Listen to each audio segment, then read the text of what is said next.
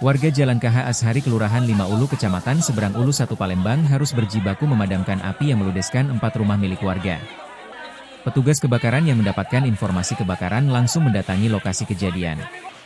Api baru dapat dipadamkan 1 jam kemudian setelah 7 unit mobil damkar Kota Palembang diterjunkan ke lokasi.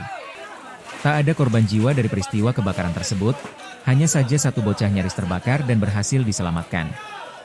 Untuk kerugian belum bisa ditafsir dalam peristiwa kebakaran tersebut.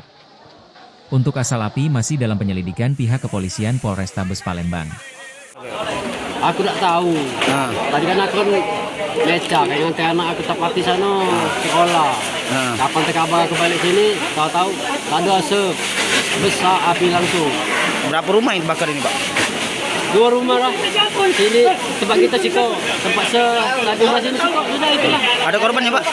Tak kati lagi. Korban kata? Ini kok rumah korban tak kati. Jam berapa kejadian tadi, Pak? Kali kurang lebih sekitar jam 8 lah kali, Pak. Kurang lebih jam 8. Dugaan sementara api berasal dari arus pendek listrik dari salah satu rumah milik korban. Dari Palembang, Muhammad David, iNews melaporkan.